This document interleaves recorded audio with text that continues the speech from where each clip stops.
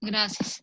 Entonces, bueno, vamos a continuar aquí estudiando los ultrasonidos. Ahora, el transductor tiene un material que se llama piezoeléctrico, que tiene las propiedades físicas fundamentales, es que al recibir una vibración, él la va a transformar en un campo eléctrico. Se van a polarizar sus moléculas al sentir la vibración, de tal forma que el material en sí va a tener un campo eléctrico diferente de cero y un voltaje, que puede ser medido a través de algún dispositivo. Y también sucede lo contrario, que cuando experimenta una fuerza eléctrica, entonces vibra con cierta frecuencia, que depende, digamos, de las características del campo eléctrico. Entonces, este material piezoeléctrico se encuentra en la naturaleza en forma natural, en algunas piedras como cuarzo o rubidio, o en los cristales como la sal de Rochelle, y también en los materiales, algunos materiales cerámicos. En este caso, los que se usan para los ultrasonidos son una cerámica. Ahí se pone aquí, dependiendo de, digamos, de la forma que tenga el transductor, así se coloca el material piezoeléctrico. Entonces, este puede emitir vibraciones de acuerdo al voltaje al que se ve sometido, y cuando recibe una vibración, él también produce un voltaje que puede ser captado para ser interpretado por una computadora. Entonces, esta es la forma en que se detectan y se producen los ultrasonidos mediante ese material. La velocidad de transmisión del sonido varía dependiendo del medio material en que se esté atravesando. Entre mayor sea la densidad, se transmite el sonido a mayor velocidad. Ya lo habíamos visto cuando habíamos estudiado las propiedades en general de los sonidos. La velocidad depende también de las características del tejido. En la grasa las ondas se mueven más lentamente, mientras que en el aire la velocidad de propagación es tan lenta que las estructuras que lo contienen no pueden ser evaluadas por ultrasonido. Entonces el aire no es como un medio efectivo para el ultrasonido. Mientras que las ondas se propagan a través de diferentes interfaces, cuando hay una separación entre un medio y otro, la onda pierde potencia y disminuye la intensidad de la onda. Este es un fenómeno de atenuación y se debe a que el material absorbe una parte de la energía de la onda y también a la dispersión que se reparte, o sea, se direcciona la energía, las ondas en todas direcciones. La absorción lo que hace es transformar la energía de las ondas, las vibraciones, en calor, y como ya sabemos, la dispersión es la desviación de la propagación de la energía. Los líquidos no son atenuadores. El hueso es un importante atenuador mediante absorción y dispersión, y el aire absorbe de forma potente y dispersa la energía en todas direcciones. Entonces, el aire es como no es muy efectivo para el ultrasonido. Entonces, cuando tenemos una onda de sonido, la onda viene, ¿verdad? Y pega aquí con el medio, y hay una onda que se refleja y hay una onda que se transmite a través del medio. Esta onda reflejada es la que es recibida de nuevo por el mismo transductor, que funciona como emisor y receptor de las ondas de ultrasonido. Entonces, cuando hay esa interacción, vean que ahora en vez de tener un haz, la energía se va a repartir entre la onda reflejada y la onda transmitida. Entonces, el haz que se refleja va a ser en general de menor intensidad. Cuando se pasa de un medio a otro, sucede que se mantiene la frecuencia de la onda, pero cambia su velocidad, se modifica la amplitud, en general se reduce, y por lo tanto cambia la intensidad de la onda. La intensidad es proporcional al cuadrado de la amplitud de la onda. La intensidad es la energía por unidad de área por unidad de tiempo que transmite la onda. Entonces, vamos a ver aquí un poco más detalladamente. Esta cantidad, que se llama impedancia acústica, tiene unidades de kilogramo entre metro cuadrado por segundo, que se llama el rail, es equivalente a un rail. Esas son las unidades, pero en el sistema, bueno, ese es el nombre de esas unidades. Entonces, la reflexión del haz de ultrasonido depende de la diferencia entre la impedancia acústica de los tejidos.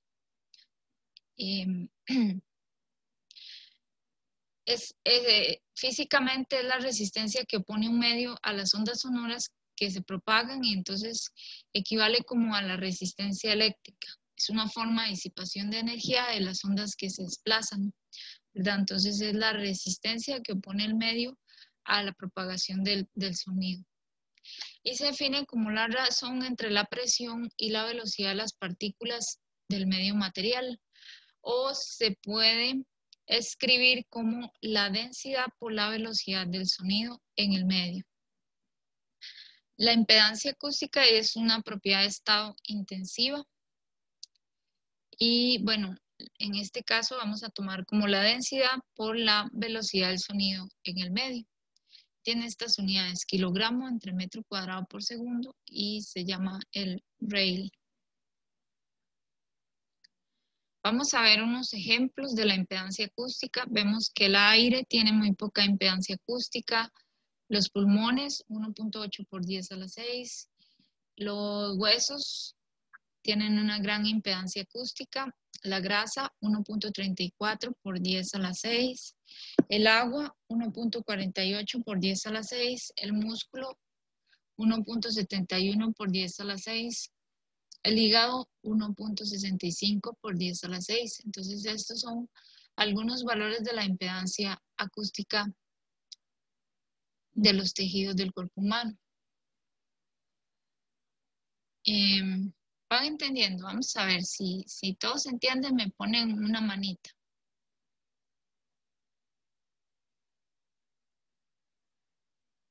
Ah, muy bien, muy bien. Muy bien. Gracias. Entonces, ahora, las ondas de sonido, cuando llegan a una interfase, si tenemos un material 1 que tiene un valor, debería decir aquí Z1 de impedancia y densidad 1, y luego tenemos un material 2 que tiene impedancia Z2 y densidad ρ2. Cuando la onda de ultrasonido viene, una parte se va a reflejar y una parte se va a transmitir.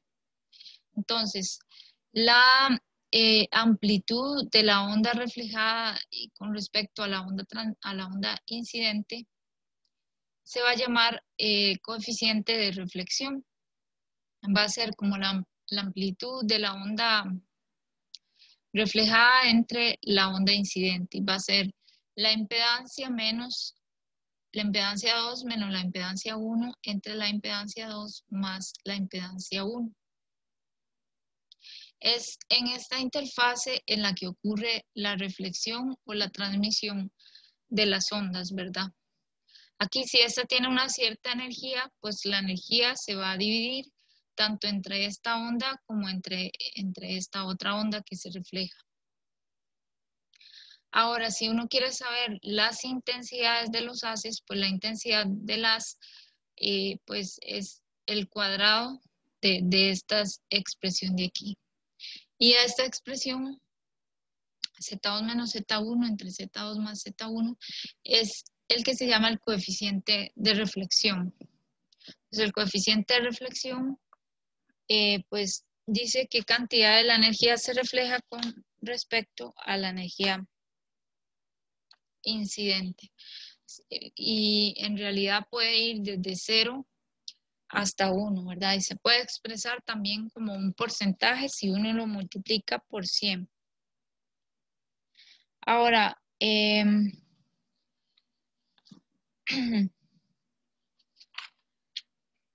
Vamos a ver, hacer un ejemplo. Van a hacer ustedes este ejemplo que es muy fácil. Y lo van a poner ahí en el chat. Van a poner la respuesta. Dice, calcule el coeficiente de reflexión para una interfase de agua-hígado. Entonces tenemos una interfase de agua-hígado y hay que calcular el coeficiente de reflexión con esta formulita que está aquí. Nada más que las impedancias están en la otra diapositiva, entonces aquí. Es agua y el hígado, ¿verdad? Y primero se menciona, para ver, que se menciona primero es el material 1 y el que se menciona segundo es el material 2. Entonces el agua es el 1 y el hígado debe ser el 2.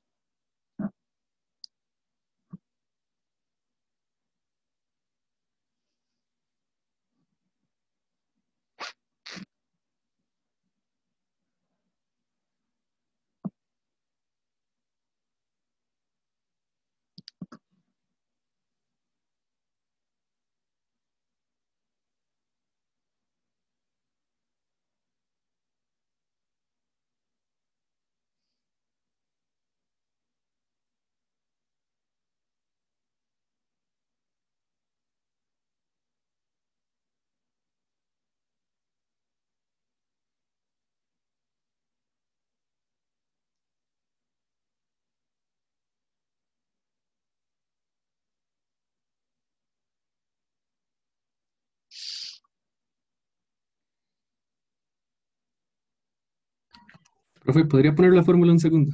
Claro, esta. Gracias.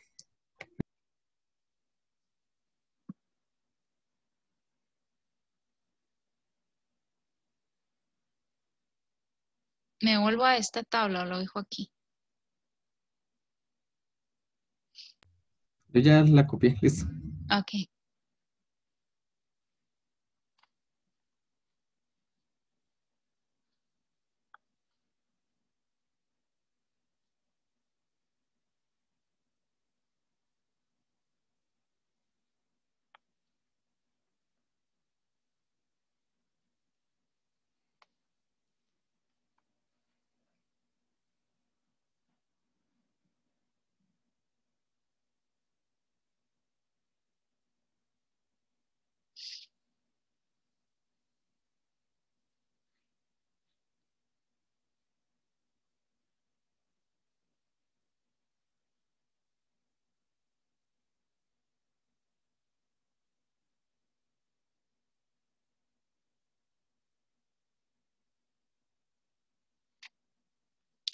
Vamos a ver, ya tenemos una respuesta.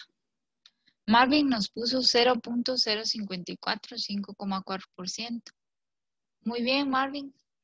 Excelente. Entonces, eso significa que el 5% o 5.4% de la onda se devuelve. Y hay una buena asociación de impedancia acústica entre esa interfaz de agua e hígado. Entonces, ese podría producir una buena imagen de ultrasonido. ¿Alguien más quiere participar poniendo la respuesta en el chat?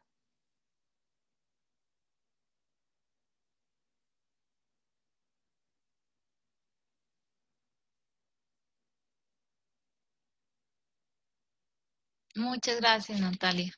Muy bien. Bueno, entonces todos pudieron obtener el resultado de 5.4%. Si alguien tuvo problemas, me puede preguntar.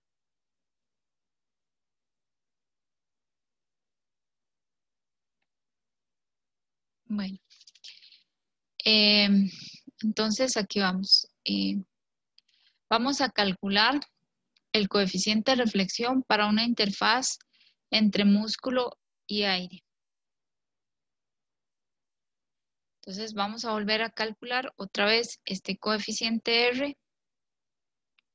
Ahora para una interfaz de músculo y aire, donde esta es la impedancia del aire y esta es la del músculo. Pero primero está el músculo y después está el aire.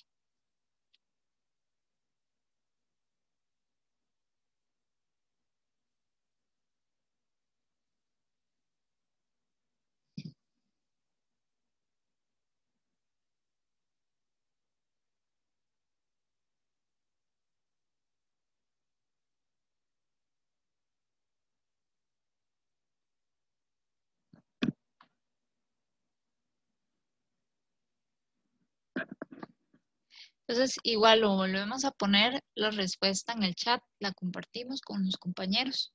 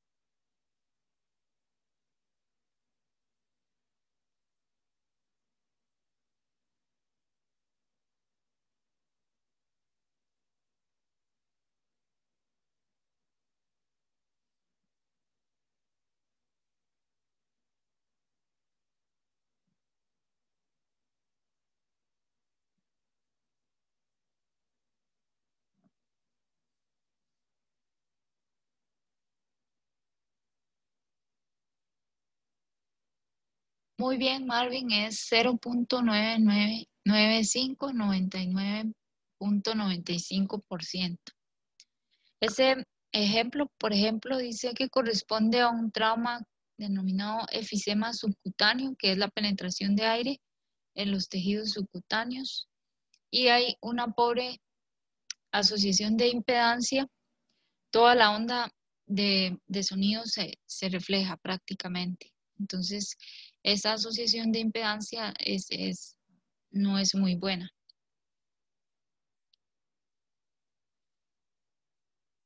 ¿Todos entendieron el ejercicio? Se están realmente muy fáciles, ¿verdad? Entonces, vimos que el sonido se refleja sobre las interfaces entre los diferentes materiales o tejidos. Y entonces, dos factores influyen en la reflexión. Uno es la impedancia acústica, que es el que estudiamos anteriormente, y luego tenemos que el ángulo de incidencia también hace una diferencia.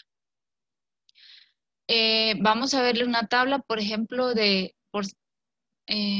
coeficientes de reflexión en porcentaje. Entre la piel y el aire hay un 99.9%, que no es como una buena señal, digamos que no es como una buena impedancia. A ver, una buena asociación de impedancia. Muy bien, Luis, gracias. Y entre el músculo y hueso está entre 41 y 34.5. Luego entre la piel y la grasa, 0.9. Entre la grasa y el músculo, 0.8. Entre el músculo y la sangre, 0.74. Entre el agua y la grasa es 0.2.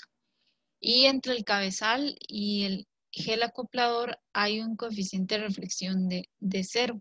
Entonces, se usa un gel para disminuir la interfaz del aire con el cabezal, ¿verdad? Para que no haya una capita de aire ahí entre el aparato y la piel, precisamente para que no ocurra, digamos, la reflexión de las productos del aire. Entonces, para eso se usa el gel, para disminuir la capa de aire.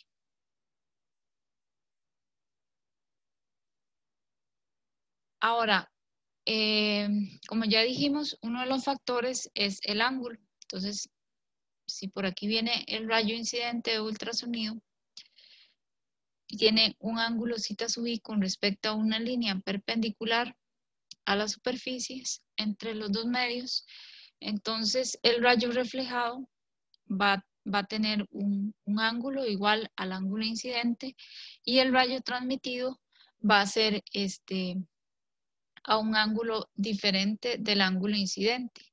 Este rayo transmitido y este ángulo está dado por la ley de Snell, donde C es la velocidad del sonido.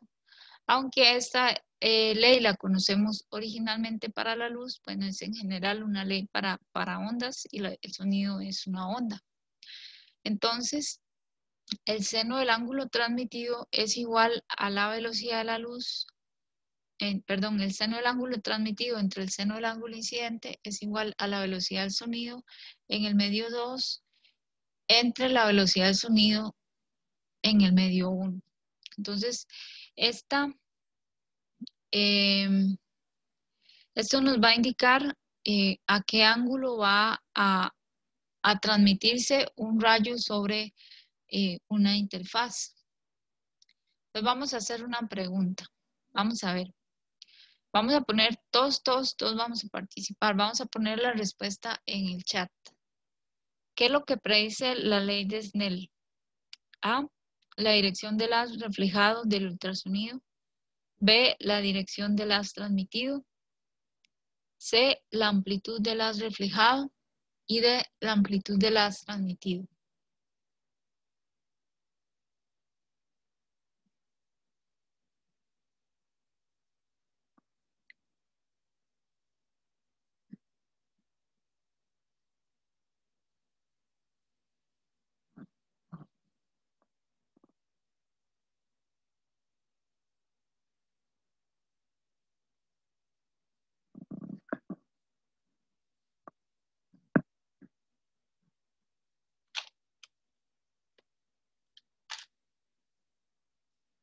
Entonces, no sé, vamos a ver, nos ponen ahí la respuesta.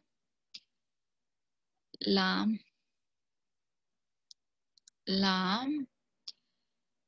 ley de Snell, ¿verdad? La ley de Snell, ¿qué es lo que nos dice la ley de Snell? Ajá. Vamos a ver si alguien tiene otra respuesta. Muy bien.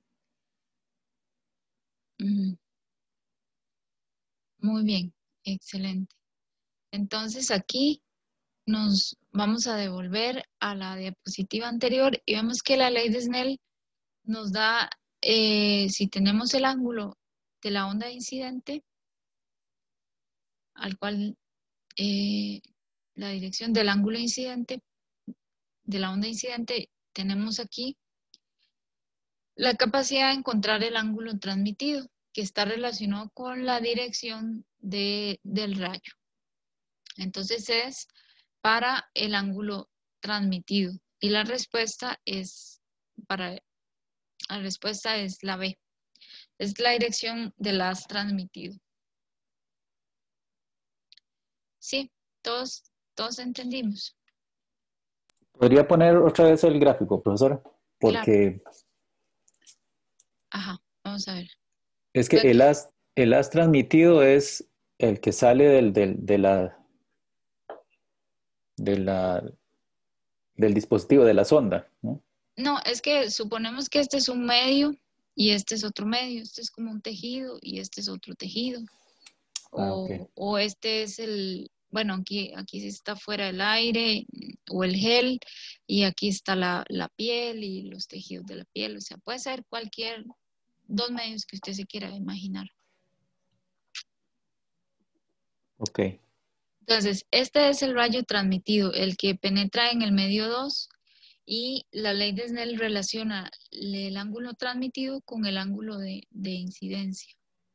El que incide es el, digamos, el que tiene, como decir, la onda que viene en el medio 1, ¿cuál es la dirección?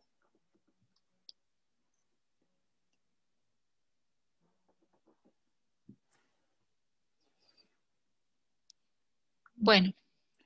Y, perdón, Xiomara, ¿y cuál es la importancia para hacer el link?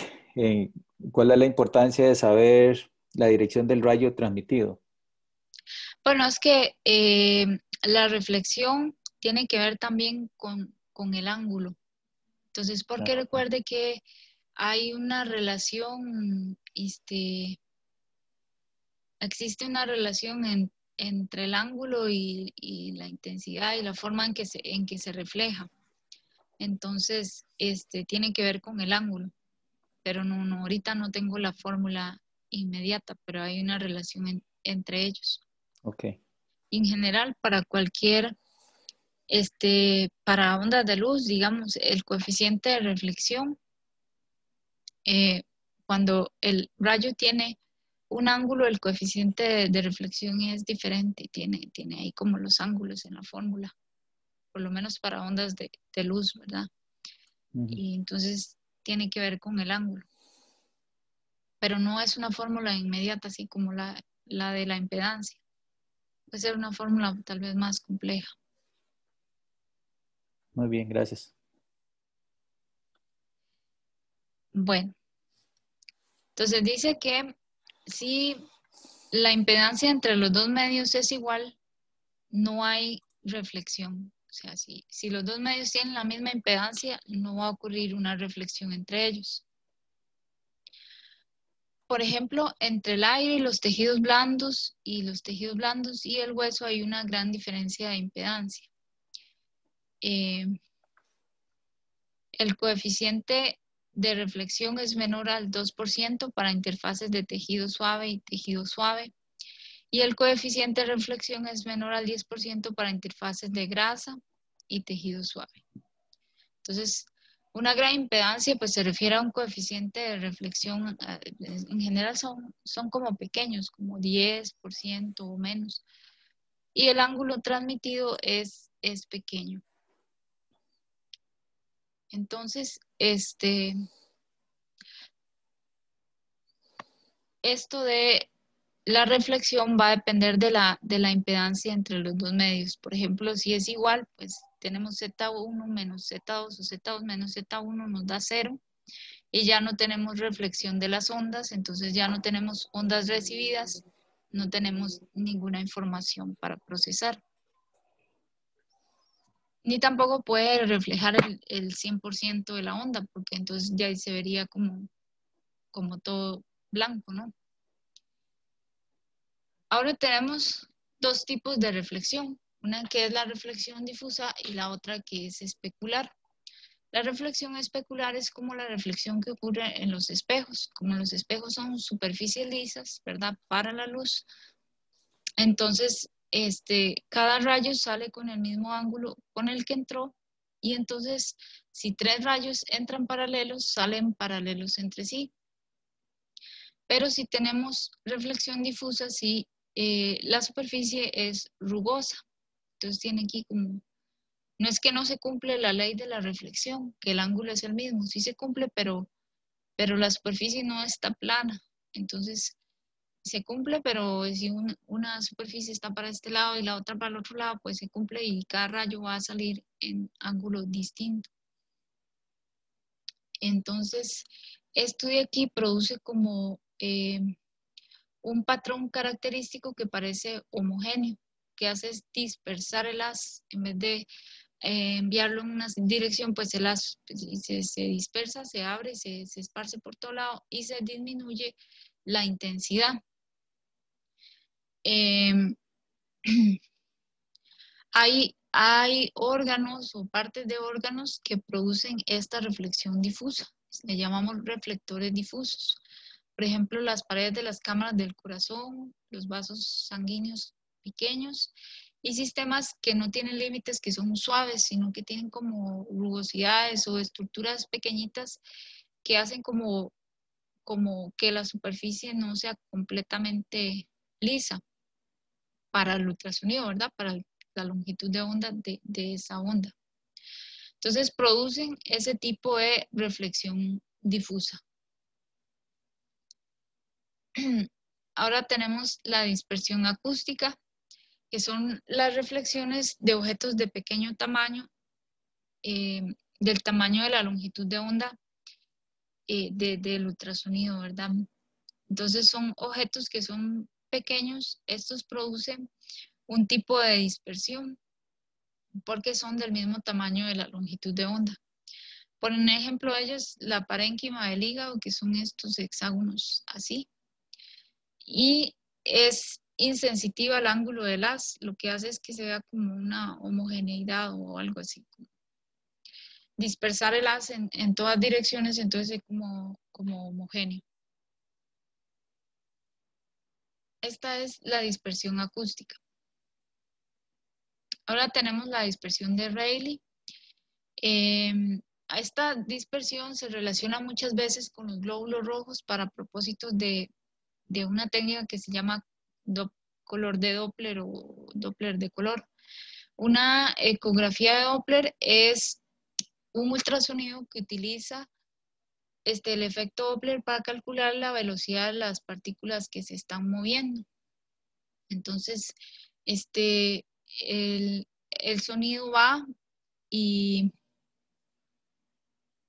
incide sobre los objetos, ¿verdad? Y luego cuando se refleja por el movimiento de la fuente, o la fuente no es una fuente que está emitiendo ultrasonido, es una fuente que está reflejando, encuentra una diferencia en las frecuencias y esas diferencias de frecuencias se interpretan como la velocidad de la sangre en este caso. Esta dispersión de Rayleigh se incrementa también con la cuarta potencia de la frecuencia, que es una propiedad de la dispersión de Rayleigh, o es inversamente proporcional a la cuarta potencia de la longitud de onda. Y este tipo de fenómeno ocurre principalmente en estas ecografías Doppler o en el hígado o los riñones, y lo que produce es una dispersión de los rayos en todas direcciones, pero se utiliza para medir como la velocidad, demostrar como la velocidad y analizar la circulación de la sangre en los vasos sanguíneos o en otros órganos que tienen como circulación de sustancias.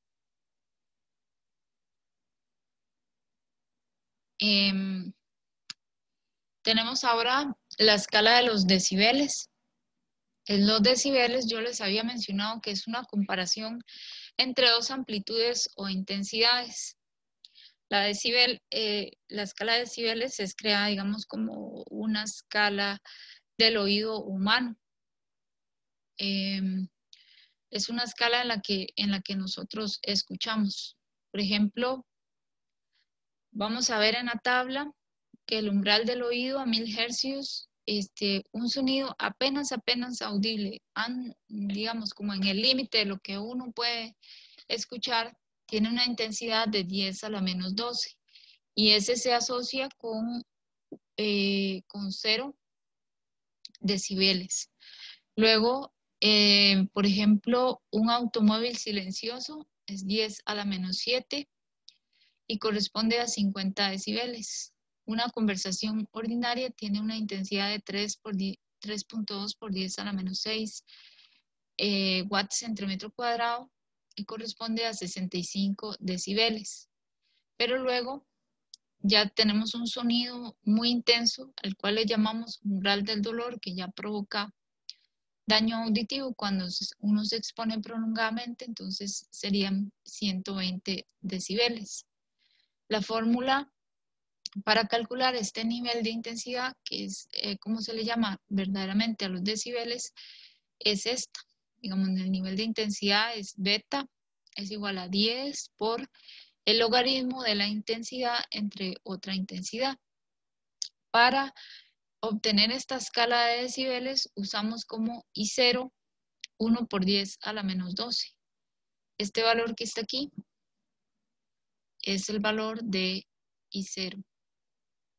Digamos como para la escala de los sonidos para los humanos, ¿verdad? Cuando queremos comparar dos niveles de intensidad, podemos usar dos sonidos de diferente intensidad, podemos usar esta escala, esta es una intensidad y esta es la otra, y vemos cuál es la diferencia en nivel de intensidad entre ambos sonidos. Como ya les dije, esta característica de I0 es para la escala audible, ¿verdad? No necesariamente no es para los ultrasonidos. Esto es para la escala del oído humano, la audición humana. El nivel relativo de la señal, por ejemplo, también se puede calcular, también está en decibeles, es igual a 20 por el logaritmo de A2 entre A1. En realidad esta es la misma fórmula, solo que este compara las amplitudes de las ondas y este compara las intensidades de dos ondas.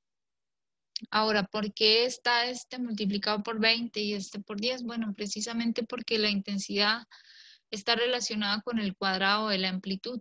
Entonces, un cuadrado, un logaritmo pasa como un exponente a multiplicar adelante. Entonces, a través de este nivel de intensidad beta podemos comparar dos ondas de ultrasonido, una con una intensidad I y una con una intensidad I0. Como ya les dije, este no corresponde necesariamente a 1 por 10 a la menos 12 en este caso, porque esto es para la escala audible, para lo que oyen los humanos. Pero usted puede comparar dos diferentes señales de ultrasonido, sus intensidades, las puede comparar en nivel de intensidad o las puede comparar en nivel relativo comparando sus amplitudes.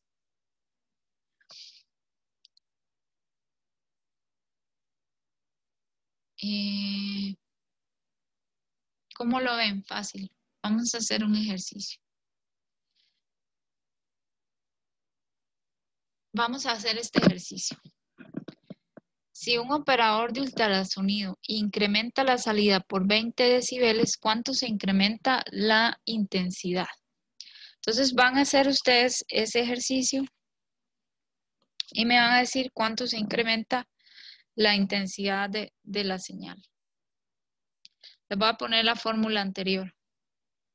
En este caso recuerden que I0 no corresponde al valor de 1 por 10 a la menos 12. Este es solo para cuando estamos hablando de la comparación de los sonidos audibles.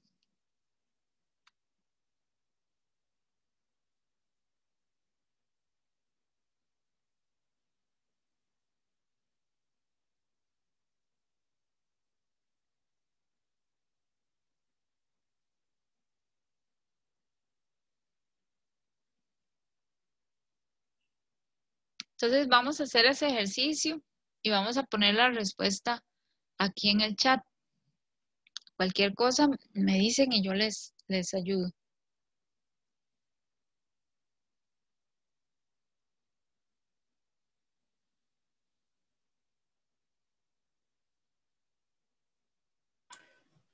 ¿Podría poner otra vez el enunciado, profesora? Sí, aquí está.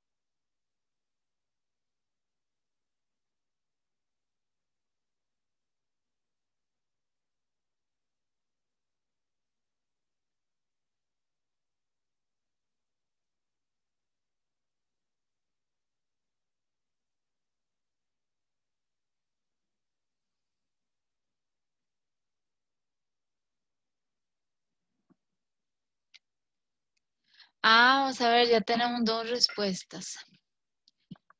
13.1. No. Digamos, se incrementa la salida por 20 decibeles. Entonces, los decibeles son 20.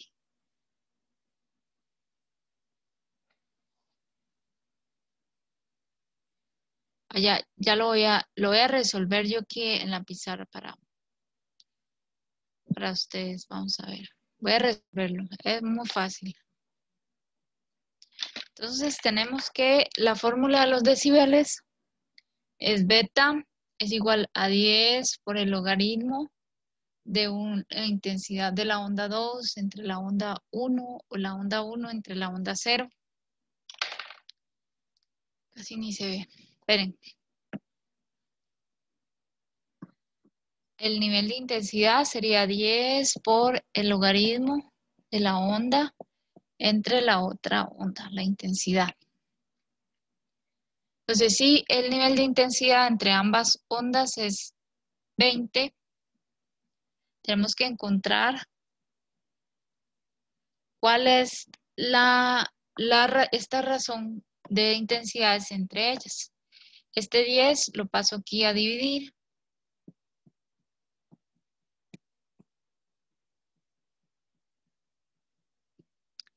Y me quedaban 2. Entonces, la operación inversa del logaritmo es elevar a la 10. Entonces, elevo a la 10 el 2 y me queda que I sobre I0 es 10 a la 2.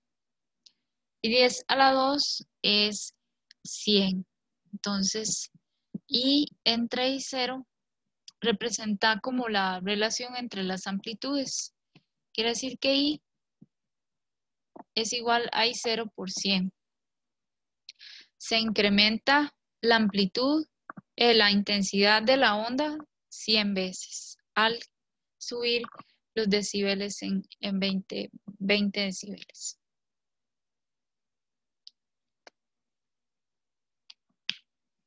Entonces, este I0 no corresponde, como yo les dije, a la intensidad mínima audible de los humanos, ¿verdad? Eso es para los humanos, pero cuando ya estamos hablando de ultrasonido, pues I0 corresponde, no sé, a la intensidad original que puso el operador y luego puso otra intensidad y así sucesivamente. Entonces,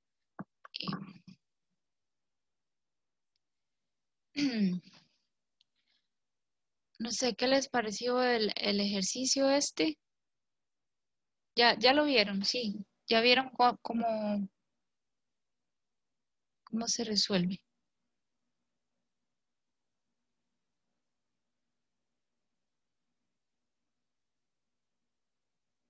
Ujú. Sí, es fácil, en realidad siempre es fácil. Ya ven que sí.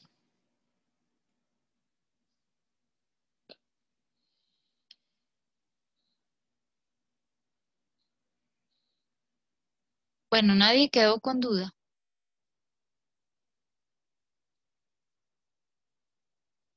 Excelente. Profesora, tal vez ahí es una cuestión de interpretación, pues estamos hablando de que el operador incrementa la salida, o sea, Ajá. ya da el resultado de la ecuación, en ese caso. ¿Cómo da el resultado del...? Sí, da el beta, da Ajá, el beta. la Sí. salida es el beta, ¿no? Ajá, Él está incrementando la salida en 20 decibeles. ajá. Ok. Sí. El decibel es una unidad de comparación de una onda con otra. Entonces, es o esta intensidad con esta intensidad. Entonces, al aumentar en 20, él tenía una intensidad original y la cambió. Ujú.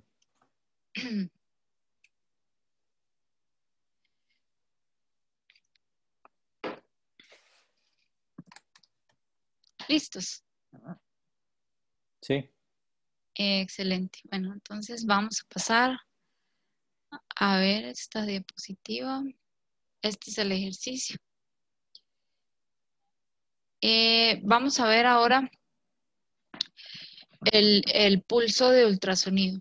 Entonces, aquí tenemos que muchos de los ultrasonidos funcionan mediante una emisión de pulsos. Aquí tenemos el transductor y aquí tenemos el reflector, que es una interfaz entre dos medios o un órgano. Y la señal viaja una distancia de aquí a aquí. Luego la señal debe regresar. Ahora,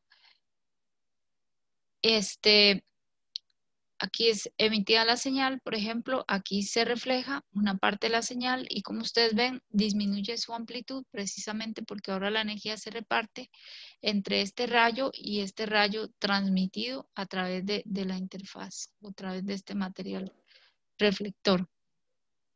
Entonces, el haz se refleja y regresa al transductor. Hay una ecuación que relaciona el tiempo que es el tiempo que tarda el pulso en salir y regresar, que es el tiempo t, la distancia, que es 2 veces, ¿verdad? Porque primero va y luego regresa, entonces recorre 2 veces esa distancia, y la velocidad del sonido en el medio, que es una característica, digamos, de cada medio. Estos tiempos de ida y de regreso son del orden de microsegundos. En realidad son tiempos cortos. Ahora, vamos a hacer un ejercicio. Vamos a ver, van a asumir que un pulso de sonido viaja a 1540 metros por segundo, que es la velocidad promedio del sonido en los órganos del cuerpo.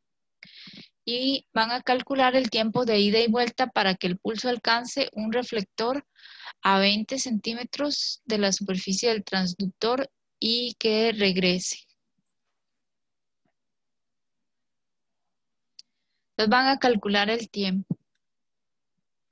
Si quieren les pongo me avisan cuando quieran que les ponga la fórmula.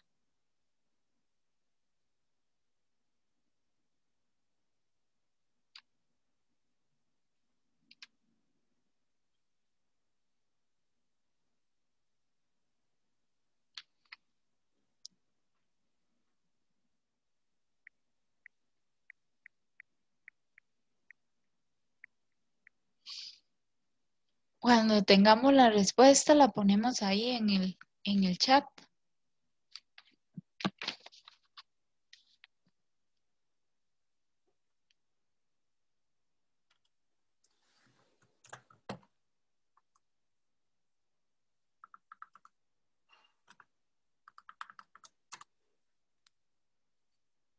Profe, ¿podría poner la fórmula? Ajá. Es esta que está aquí.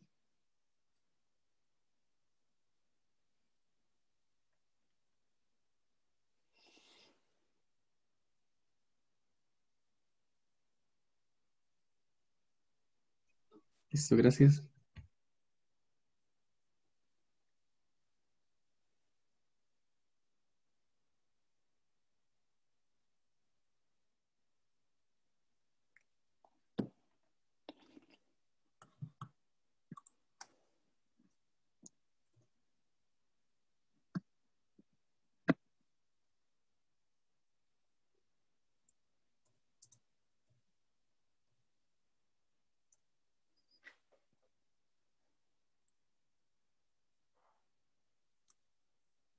Punto 13.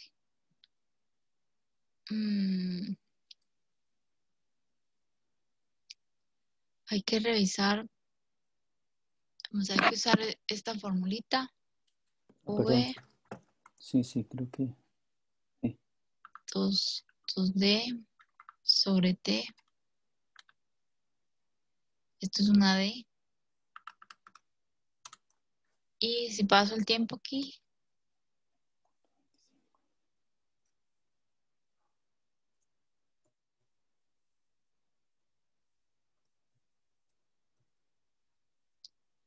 Ajá, Oscar. Ah, bueno. Es, a ver. Ajá. Sí, Marvin, ahora sí, Marvin sí lo puso bien y a Oscar le faltó el menos. Ajá, muy bien. Es 2.59 por 10 a la menos 4 segundos, 0.26 microsegundos o 259 microsegundos. Entonces ve que en los tiempos son tiempos muy, muy chiquititos. Entonces el tiempo se calcula como 2D sobre V Y simplemente es nada más tener cuidado con las unidades porque este está en metros por segundo y este está en centímetros para que nos dé todo correctamente. Gracias. Ahora, vamos a continuar. Hay una cantidad que se llama factor de trabajo, factor de servicio. En inglés se escribe como duty factor. Y está relacionado con el tiempo que dura el pulso con respecto a la repetición del pulso. Por ejemplo, el tiempo de transmisión de los pulsos, digamos, la repetición de los pulsos, tiene que ser un 1% del periodo de repetición, perdón, el tiempo en que salen los pulsos, digamos. Bueno, lo que quiero decir es que cuando un pulso sale, de una vez este transductor se pone en modo de recibir. Entonces el tiempo de propagación de este pulso y de regreso es más pequeño que el mismo tiempo de repetición de los pulsos. Porque una vez que sale entonces ya está regresando para ser recibida la señal, precisamente, para que las señales pues no se extingan antes de que se transmita un nuevo pulso. Entonces, este PD es la duración del pulso, que es el tiempo, digamos, en el que dura el pulso. Luego, PRP es el periodo de repetición del pulso, cada cuánto es emitido un pulso. Y este factor de trabajo es DF, es expresado como DF de las siglas en inglés, y es la duración del pulso entre el periodo de repetición del pulso. Porque una vez que se transmite un primer pulso, el sistema cambia a modo de recibir para recibir los pulsos que están llegando, ¿verdad? Entonces, este factor de servicio está relacionado también con la resolución y la calidad de las imágenes. Vamos a ver. Según lo que vimos anteriormente, ¿qué incrementa el factor de servicio o factor de trabajo? Ay, perdón. A, incrementar el periodo de repetición del pulso. B, disminuir la amplitud del pulso. C, incrementar la duración del pulso. D, disminuir la frecuencia de repetición del pulso. ¿Cuál creen ustedes que es la respuesta? Muy bien, la respuesta es la C. Si ustedes ven en la diapositiva anterior, está este factor de trabajo, factor de servicio, es directamente proporcional a la duración del pulso y es inversamente proporcional a la repetición del pulso. Entonces, si aumentamos las repeticiones del pulso, el periodo disminuye el factor de trabajo, ¿verdad? Porque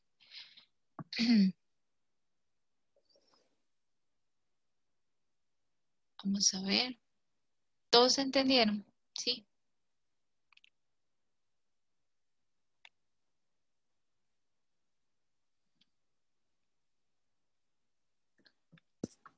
Ajá. Bueno, entonces vamos a pasar aquí a la creación de la imagen. Las imágenes están en escala de grises, se producen por la visualización de los reflejos, ¿verdad? Cuando reflejan a los diferentes medios, entonces el transductor recibe esa información y se transmiten como a una computadora. Entonces él lo interpreta como píxeles, variando el brillo de cada píxel en proporción a la intensidad de la onda reflejada, ¿verdad? Conociendo el tiempo de recorrido, nosotros ya vimos la fórmula, se puede calcular la profundidad del tejido refractante usando la constante de 1500 540 metros por segundo como la velocidad del sonido, como en el ejemplo que nosotros vimos anteriormente, solo que ahora el programa calcula la profundidad, calculando el tiempo en que toma a un pulso ir y volver al transductor. Y después esto se interpreta como la profundidad, el tiempo de ida y vuelta. Y la amplitud de la onda sonora, la intensidad de la onda que está relacionada con su amplitud, determina la gama o el tono de gris que se debe asignar. Los ecos que son muy débiles, que reflejan muy poquito, son como negros en la escala de grises, ¿verdad? Y los ecos más potentes son como blancos. Los que reflejan todo se ven con un gris más cercano al color blanco. Luego todo eso se procesa a través de una computadora y produce, digamos, la imagen de ultrasonido. Entonces, no sé si tienen alguna duda con respecto a este tema de los aspectos físicos del ultrasonido.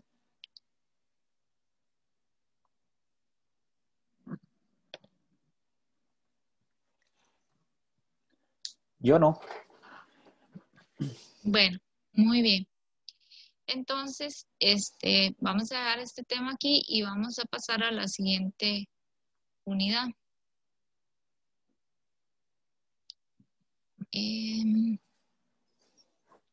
Que es la unidad 11.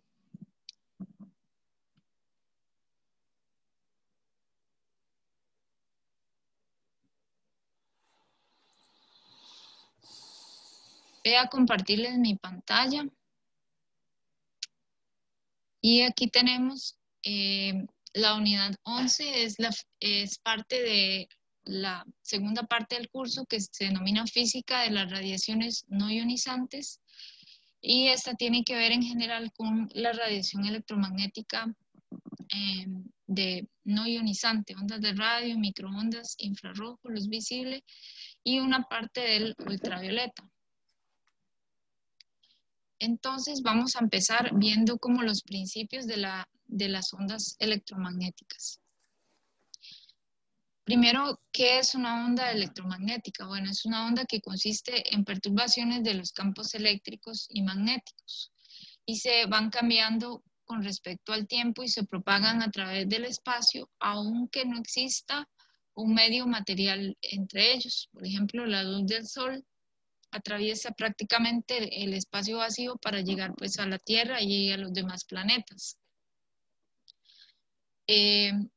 La radiación electromagnética cumple con las ecuaciones de Maxwell. Esta presentación, esta parte que voy a exponer, se parece mucho a la exposición que ya nos hizo un compañero sobre la terapia de radiofrecuencias. Entonces es como muy similar. Tenemos que cumplir con las ecuaciones de Maxwell, que están resumidas, bueno, que son 4, que es la ley de Gauss del magnetismo, la ley de Ampère y la ley de Faraday. Entonces, los campos eléctricos y magnéticos que conforman la luz y las ondas de luz cumplen con estas 4 ecuaciones.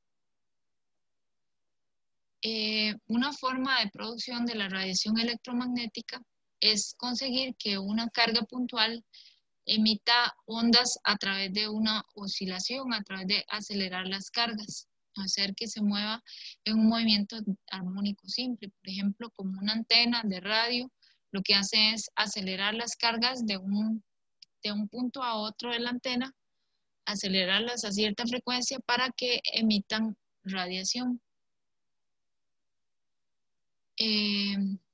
Las cargas aceleradas emiten radiaciones. El espectro electromagnético, ya hemos visto esto varias veces, se componen de toda la luz, que puede existir, toda la radiación electromagnética, de todas las frecuencias y longitudes de onda. Nosotros hemos estudiado la radiación ionizante, que corresponde a los rayos gamma y los rayos X, que son longitudes de onda cortas y altas frecuencias, Y también están ahí los rayos cósmicos que no tienen importancia en la física médica, que vienen del espacio. Y una parte de la luz ultravioleta. La luz ultravioleta se divide en 3 franjas de su espectro, como de 300 nanómetros hasta los 100 nanómetros, es como la luz ultravioleta. Esa franja de luz ultravioleta se divide en 3, la ultravioleta A, la ultravioleta B, la ultravioleta C. En general son emitidos por el sol emite una cierta cantidad de radiación ultravioleta, pero es frenada por la capa de ozono. En su mayor medida, la capa de ozono frena la ultravioleta C, que son las de menores longitudes de onda. La ultravioleta A y la ultravioleta B son, prácticamente no son radiaciones ionizantes, porque son de longitud de onda más pequeña que el visible, pero no tan pequeña, no tan energéticas, entonces no son tan peligrosas. De hecho, son importantes para ciertos procesos biológicos. Se necesitan algunas radiaciones ultravioletas. Luego tenemos el espectro visible, que va desde los 400 nanómetros del color azul o violeta al color rojo, 700 nanómetros, y pasando por toda la gama de colores que realmente podemos observar. Luego tenemos el infrarrojo y las microondas y las ondas de radio. Todas estas llamamos radiaciones no ionizantes, no son capaces de ionizar moléculas, producir radicales libres o de disociación o romper enlaces, ni tampoco dañan el material genético. Entre estos, bueno, tenemos del ultravioleta hacia acá, tenemos todas estas radiaciones no ionizantes. En sí, ¿qué es una onda electromagnética? Bueno, una onda electromagnética es un campo magnético variable en el tiempo, un campo eléctrico variable en el tiempo. En realidad, cuando hay un campo eléctrico, también hay un campo magnético asociado. Van, digamos, de la mano, van a la par. Por ejemplo, en este dibujo, en azul vemos el campo magnético representado como una onda senoidal, que no necesariamente tiene que ser así. Y el campo magnético aumenta o disminuye en esta dirección. Y el campo eléctrico en rojo aumenta o disminuye hacia arriba o hacia abajo. Pero la propagación de la onda es en la dirección de la flecha de color negro. Por eso se dice que las ondas electromagnéticas son ondas transversales, porque la perturbación, por ejemplo, la perturbación de campo eléctrico en color rojo aumenta hacia arriba y hacia abajo, pero la onda se propaga en esta dirección. Eso quiere decir que es una onda transversal, a diferencia del sonido, que es longitudinal. Sin embargo, por ser una onda electromagnética, se puede propagar en el vacío. Eso es lo que significa que sea una onda electromagnética, que no necesita un medio para propagarse. La onda viaja con una rapidez definida c, que para el vacío tiene un valor de 3 por 10 a la 8 metros por segundo. Y existe una relación entre la amplitud del campo eléctrico y la amplitud del campo magnético. Y la relación es que E es igual a la velocidad de la luz por la amplitud del campo magnético. Como ustedes saben, C es 3 por 10 a la 8. Entonces, en general, en la naturaleza encontramos que los campos eléctricos son bastante grandes, pero los campos magnéticos son bastante pequeños. Es muy difícil encontrar campos magnéticos grandes como en un Tesla o así, en un imán o pues, de ahí será como en una estrella tal vez, pero en la naturaleza los campos magnéticos son pequeños y los imanes hechos por el hombre difícilmente tienen muchos Teslas, así como 10 puede ser mucho, un Tesla es mucho también. Precisamente por esta relación que está aquí. E es igual a C por B. Ahora, C es la velocidad de las ondas electromagnéticas en el vacío y se puede expresar como 1 entre la raíz de la permitividad permitividad eléctrica por la permeabilidad magnética del vacío. Pero estas son propiedades del vacío. En general, la luz tiene otra velocidad menor en otros medios, por ejemplo, el agua o el vidrio o cualquier otro medio, porque los valores de la permeabilidad y la permitividad y la permeabilidad son mayores en los otros medios. Entonces, estas son algunas de las propiedades de la velocidad de la luz. Ahora, la velocidad de la luz, como la luz es una onda, cumple con una ecuación de onda, que es en este caso, este tipo de ecuación, que el cuadrado, que la segunda derivada, por ejemplo, en función de X del campo eléctrico, es igual a epsilon 0 por mu 0, que es la permitividad, por la permeabilidad del espacio libre, por la segunda derivada del campo eléctrico con respecto al tiempo. Entonces, esta ecuación de onda, así, bueno, esta es una simplificación de la ecuación de onda, es la que cumple la ecuación, es la que cumple la luz, ¿verdad? Y de donde se puede concluir que la velocidad de la luz tiene este valor que ya había explicado antes, la raíz 1 sobre la raíz de epsilon 0 por mu 0. Ahora, cuando la luz se propaga en los diferentes medios, tiene diferente velocidad. Entonces hay como una relación entre la velocidad de la luz en el vacío y la velocidad de la luz en cualquier medio, denominada índice de refracción, que también existe como para las ondas de sonido, pero como una relación de velocidades entre la velocidad en un medio y la velocidad en otro medio. Entonces, este índice de refracción lo que nos dice es la razón entre las velocidades comparadas con la velocidad de la luz en el vacío. Ahora, la energía de las ondas electromagnéticas, las ondas, como todas las ondas de sonido, de luz, cualquier tipo de onda transmite energía. Se puede ver, por ejemplo, en la luz del sol, que nos llega la luz del sol, nos calienta y produce todos los fenómenos que ocurren en la Tierra. Una cantidad que podemos utilizar para estudiar la energía se llama densidad de energía, que es energía por unidad de volumen para un sistema. En este caso, para las ondas electromagnéticas, viene dada como 1 medio por epsilon 0 por E al cuadrado, donde es la magnitud del campo eléctrico, o es el valor del campo eléctrico, y más la parte magnética, que es 1 medio por 2 por mu 0 por B al cuadrado, que es la magnitud del campo magnético.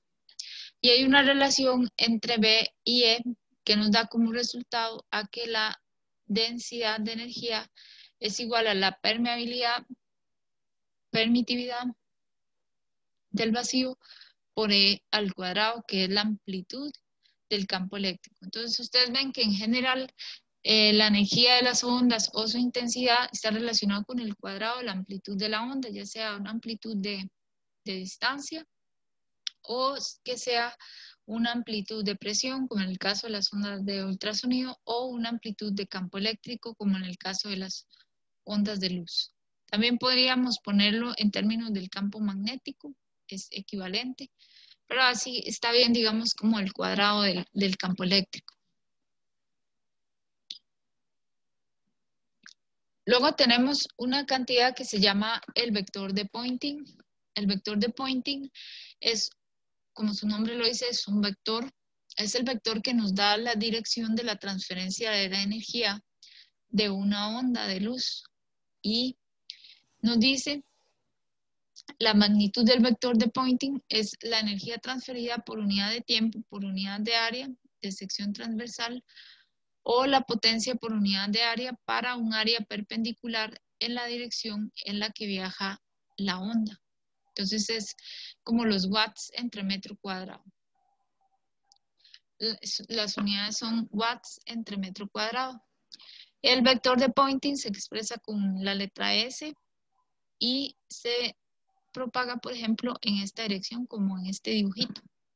Entonces, va en la dirección de propagación de la onda, que es la dirección en la que se propaga la energía, y es perpendicular al campo eléctrico y el campo magnético. Entonces, se puede escribir como 1 sobre la permeabilidad del espacio libre por el producto cruz. Esta operación es la operación producto cruz del campo eléctrico por el campo magnético. La magnitud del vector de Poynting viene siendo como, está relacionado con la intensidad de la onda. Es una relación directa. Y puede ser expresado como el campo eléctrico por el campo magnético entre mu sub 0, ¿verdad? Porque uno lo puede sacar fácilmente de aquí. La magnitud del producto cruz sería la magnitud de E por la magnitud de B entre mu sub 0 por el seno del ángulo entre ellos, pero el ángulo entre E y B va a ser siempre 90. Entonces nos da esto. Esta es la magnitud del vector de Poynting. Sin embargo, hay un pequeño detalle, que normalmente estos campos eléctricos y magnéticos varían con el tiempo, o sea, es un campo variable, con el tiempo y con la distancia. Entonces, el valor, digamos, este de aquí va a ser un valor que cambia, porque E cambia y B cambia también, los dos cambian. Existe una cantidad que se llama el valor medio del vector de Poynting, que sería como el valor máximo del campo eléctrico por el valor máximo del campo magnético dividido entre 2 por mu 0. Y este 2 sale porque al ser un promedio, cuando uno hace un promedio sobre un intervalo de tiempo, le sale el 2 para una onda senoidal. Entonces, la intensidad de la onda luminosa es el valor medio promediado sobre el tiempo del vector de Poynting.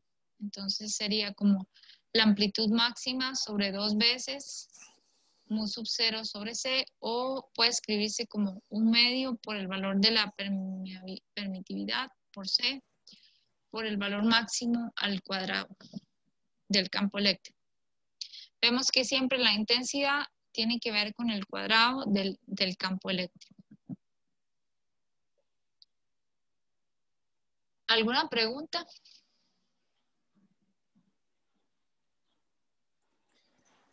No. No, yo no. Ah, bueno. Entonces, vamos a continuar. Vamos a ver algunos efectos de la radiación no ionizante con tejidos. Entonces, ya sabemos que este tipo de radiación no es capaz de romper las uniones atómicas, incluso cuando sea a intensidades altas. Estas radiaciones pueden ser energía suficiente, pero para producir efectos térmicos que son de calentamiento, que es más o menos lo que realmente producen. Por ejemplo, los que inducen las microondas. Las radiaciones no ionizantes intensas de frecuencias bajas pueden producir corrientes eléctricas en los tejidos y pueden afectar células sensibles a las corrientes, como lo son las células nerviosas o las musculares. Y según se han realizado unos estudios, los cultivos de células han mostrado respuestas biológicas a radiaciones no ionizantes que son demasiado débiles para producir efectos térmicos o corrientes. Entonces vamos a ver como una figura, pero en general esas corrientes son de ciertas, para radiaciones muy intensas y de frecuencias bajas. Eso es como unos casos muy especiales, pero normalmente no se conoce realmente que haya así como un efecto, aparte de lo del calentamiento. Vamos a ver aquí. Estas son las fuentes de radiación que tenemos, a las que estamos expuestos continuamente. Por ejemplo, la luz visible, ¿verdad? Es parte de la radiación no ionizante. Ahorita estamos inundados de luz visible. No tiene ningún efecto adverso. El horno de microondas, sí emite radiación de microondas. Los teléfonos, toda esa, las telecomunicaciones de los celulares y todo eso funciona con microondas o ondas de radio, más o menos en ese rango de frecuencias. Luego tenemos el radio y la televisión y todas las señales que emiten las antenas, ¿verdad?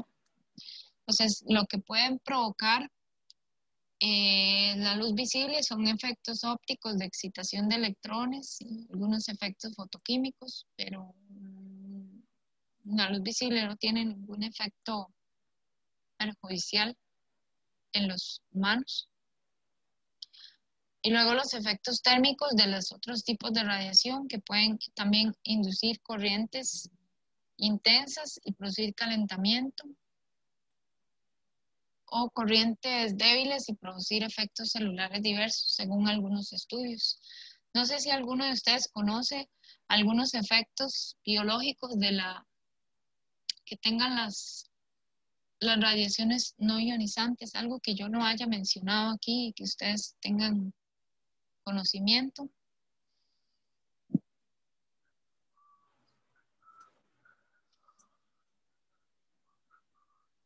No, yo no conozco efectos biológicos de radiaciones no ionizantes. Está bien. Ya sería Es- que en el futuro excepto la modulación del comportamiento, ¿no? ¿Por qué? Porque estamos condicionados a que cuando por nuestros ojos entra la luz solar, ya se activa todo nuestro sistema. Entonces, Sí.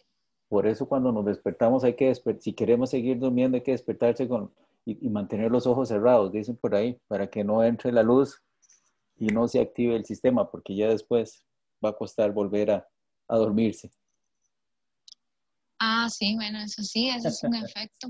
Ese es un efecto muy importante. También que el sol produce la vitamina D, ¿verdad? Entonces la falta de sol más bien te puede dar Enferma, ajá. sí, y da depresión también. Sí, bueno, ese es un aspecto muy importante. Gracias, Marvin. Con gusto. Bueno, vamos a ver algunas aplicaciones de la radiación infrarroja.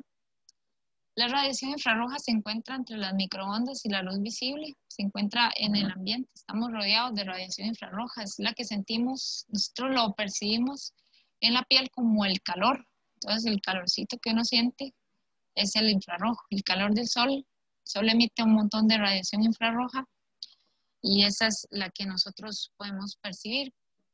Entonces, hay un montón de fuentes infrarrojas alrededor de nosotros. Que es una de ellas es el sol, los bombillos de tungsteno, hay dios, emisores de luz que emiten infrarrojo, hay lámparas infrarrojas también. Y hay algunos láseres que son infrarrojos y que son utilizados en aplicaciones médicas.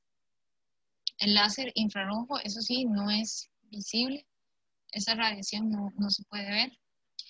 Una muy interesante, bueno, que se usa mucho y que está de moda es el termómetro de infrarrojo, ¿verdad? Estas radiaciones no dan cáncer ni nada de eso, no pasa uno nada. Y luego existen terapias de infrarrojo para aliviar el dolor o la inflamación en pacientes, que son como terapias de calor también. Luego existe también tratamientos de belleza con infrarrojo, que es la fotoestimulación de la piel mediante este tipo de radiación para estimular respuestas bioquímicas a la exposición de esta luz. Nosotros no percibimos el infrarrojo, no lo podemos ver, pero sí lo emitimos y lo sentimos en la piel como calor, ¿verdad?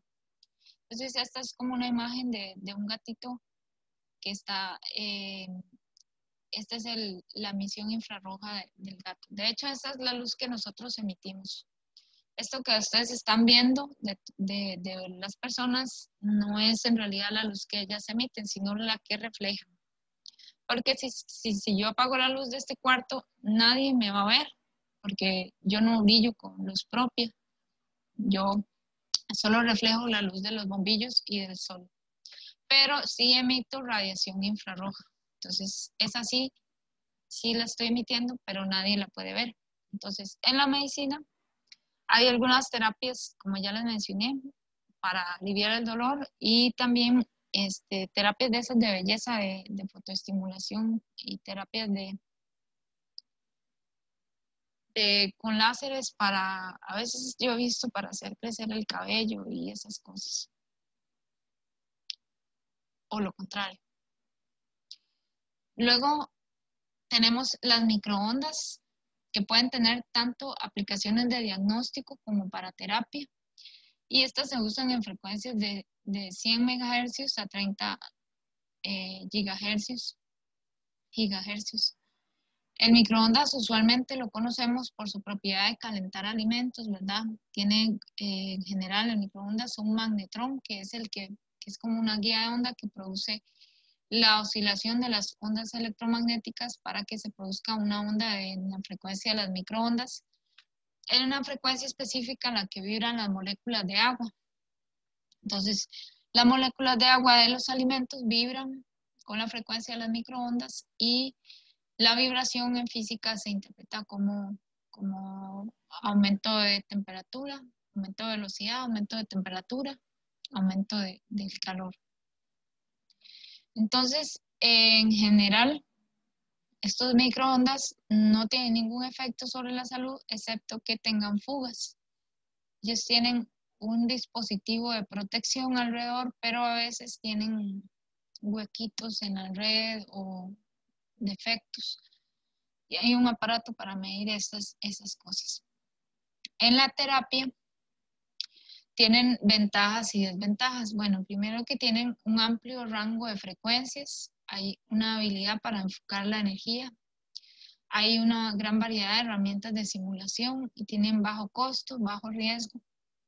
Y la ventaja que presentan es que hay unas diferencias en la propagación de los diferentes tejidos. Entonces pueden discernir estructuras viendo como los reflejos de las ondas de microondas.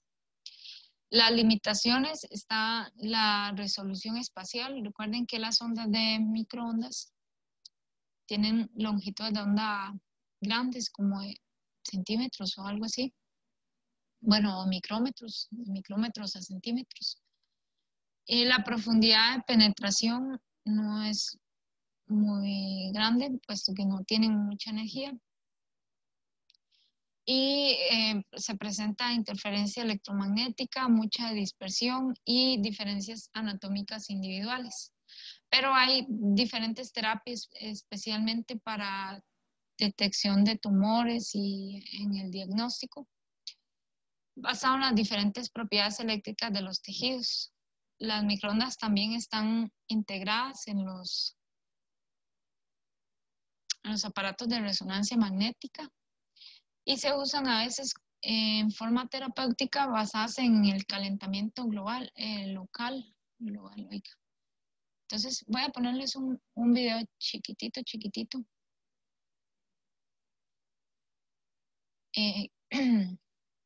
Un video pequeñito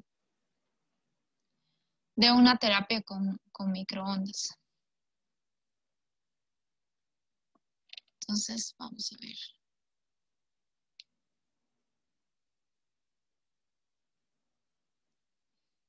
Ya les voy a compartir mi pantalla.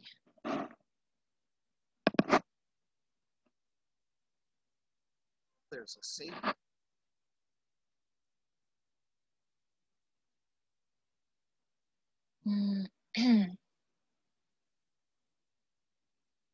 Voy.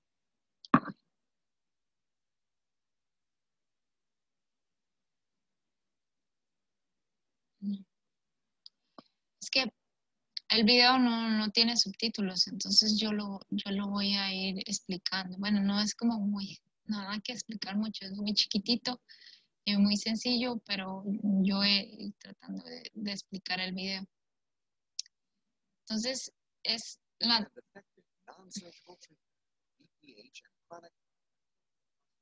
Así sí tiene Muy bien. Bueno, es este equipo que ustedes ven aquí. Es una publicidad de un equipo de termoterapia por microondas que se utiliza para problemas de la próstata, infecciones de la próstata, prostatitis. Entonces, este equipo minimiza los efectos secundarios de los tratamientos. Es ideal para personas, para hombres sexualmente activos, mejora la calidad de vida, no se necesita medicación y es para tratar problemas de la próstata. Es un equipo compacto que lo que tiene es ese catéter que ustedes ven ahí, y dentro del catéter va como una cosita para producir las microondas. Entonces eso se introduce donde está la próstata, aquí, y empieza a generar radiación de microondas en esta región, concentrada en esta región. Y esto calienta esta zona de aquí y por terapia de calor se va disminuyendo pues, el problema que se está presentando en esa zona. Entonces pueden hacer el tratamiento localizado y luego tiene aquí un monitor y parece que no representa ninguna incomodidad para el paciente, o sea, el paciente está ahí como si nada y no requiere anestesia, es un tratamiento corto y con resultados bastante positivos. Entonces, ese es un ejemplo de tratamiento de terapia con microondas, basado más o menos en el calor que producen las microondas.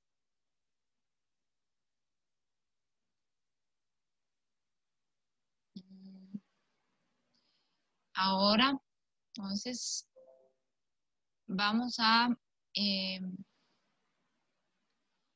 continuar entonces con las radiofrecuencias. Ya un compañero nos había hablado de este tipo de terapias. Las radiofrecuencias son ondas de radio también, radiación no ionizante. Pueden haber tratamientos médicos y como bisturís de radiofrecuencias que ayudan a cauterizar. La máquina de resonancia magnética funciona a través de radiofrecuencias. Y en la medicina hay muchos dispositivos y técnicas que se utilizan las radiofrecuencias. Está muy conocida por la aplicación en la belleza, donde se usan ondas de frecuencias menos intensas para reducir arrugas, cicatrizar heridas o estimular la producción de sustancias en el organismo. También como nos había explicado el compañero, las radiofrecuencias se pueden utilizar para la disminución de dolores cervicales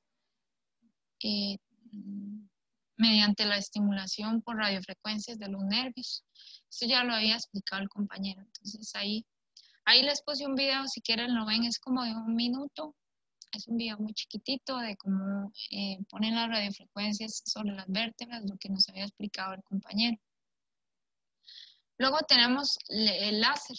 El láser, sus siglas significan amplificación de luz por radiación estimulada, por emisión de radiación, por emisión de radiación estimulada.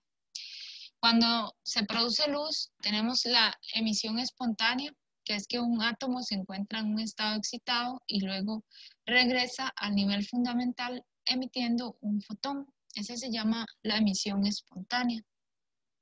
Pero hay un proceso que se llama la emisión estimulada, donde se quiere incrementar la producción de fotones para hacer este dispositivo y para amplificar la intensidad de la luz, porque el láser es una luz muy intensa, unidireccional, no como el bombillo que emite luz así para todo lado, ¿verdad? Sino unidireccional.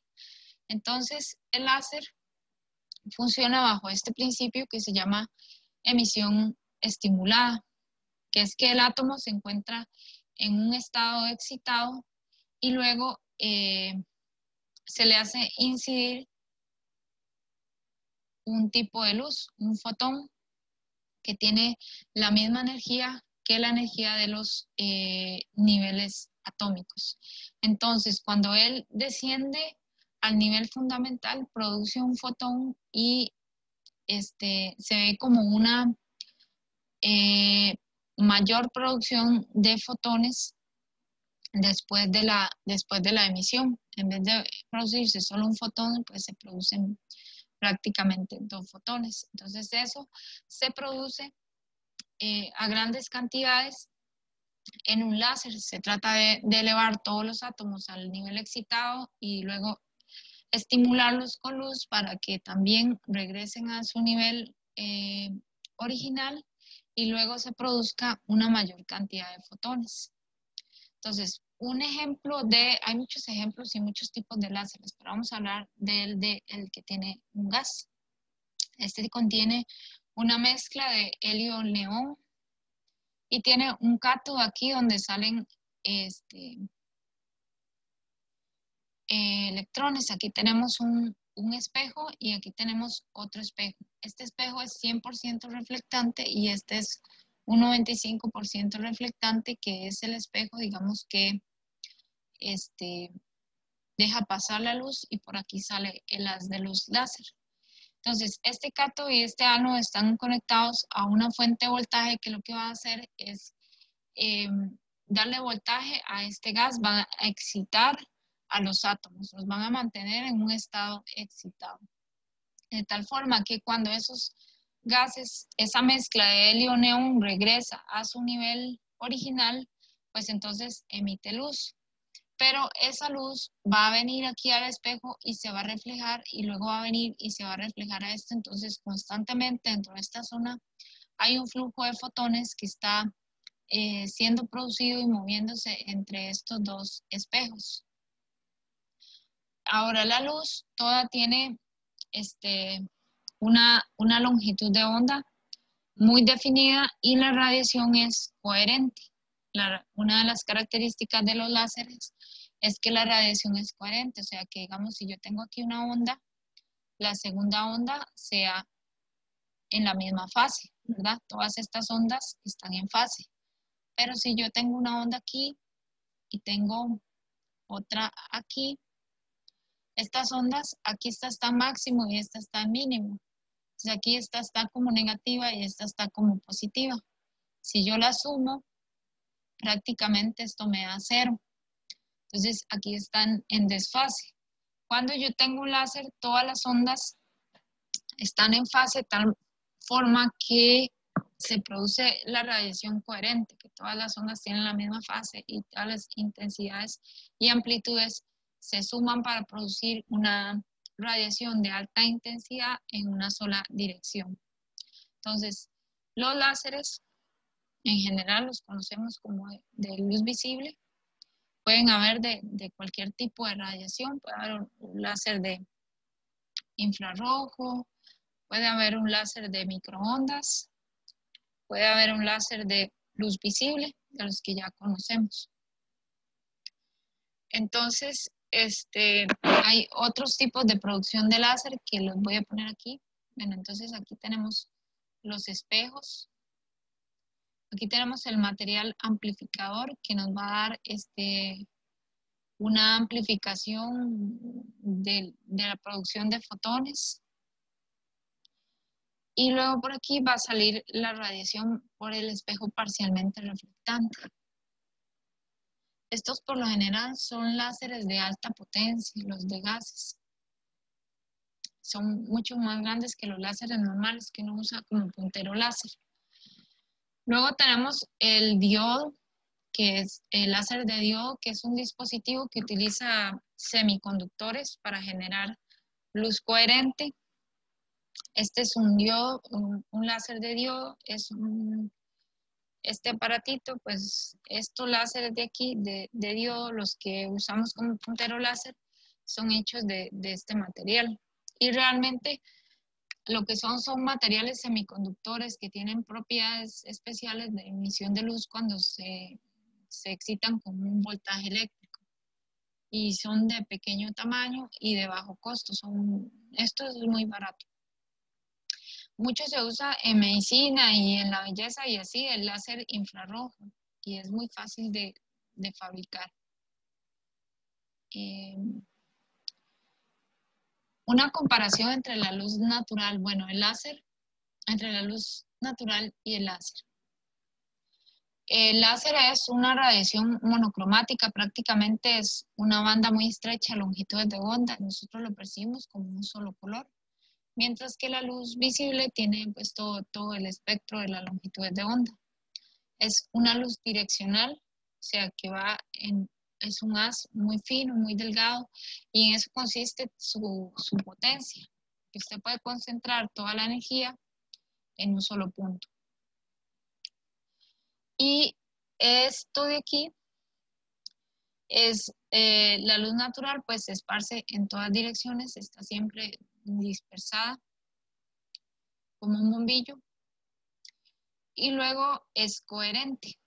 Esto es lo más importante, que todas las ondas están en fase. En cambio, la luz natural, pues es luz totalmente incoherente. De hecho, ni siquiera es totalmente incoherente. Es como un camino intermedio entre totalmente incoherente y coherente. Las aplicaciones en la medicina son muchas. Bueno, pueden usarse como bisturí. Pueden usarse para hacer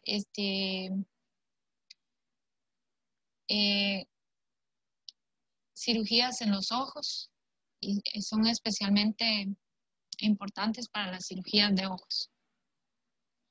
Luego tenemos una cantidad muy importante que es el SAR, la tasa de absorción específica, que es la cantidad dosimétrica que se usa para medir los efectos biológicos de toda la radiación electromagnética. En general está definida para las radiaciones mayores a 100 kilohercios. Y es la energía absorbida por masa de tejido, que tiene unidades de miliwatts sobre gramo. Y está por esta ecuación. Bueno, esta es una de las fórmulas. El compañero nos había enseñado una fórmula integral. Yo puse aquí una muy fácil, que es como el campo eléctrico al cuadrado por la conductividad eléctrica entre la densidad del tejido. Entonces, así es como se calcula, en este caso, la tasa de absorción específica para las ondas electromagnéticas. Algunos posibles efectos adversos de las radiaciones no ionizantes son, en general, de las radiaciones ultravioleta que pueden llegar a ser ionizantes. Esta sí, un tipo de radiación ultravioleta hace quemaduras en la piel y son las responsables de causar el cáncer de piel. Luego, en la luz visible, en general no hay ningún efecto adverso de la luz visible, excepto cuando la luz visible viene en forma de luz láser, porque la luz láser es una intensidad muy alta, o sea, concentra mucha energía en un área muy pequeña. Entonces ahí sí puede dañar los ojos. Cuando uno lo alumbran con luz láser, los ojos le van quemando las células de la retina y lo va dejando ciego por pedacitos. Luego, las radiofrecuencias y las microondas, lo que pueden producir es como el calor y el efecto adverso está relacionado con el aumento de temperatura. Entonces, eso sería la unidad 11. Solo nos falta una unidad. No sé si tienen alguna pregunta.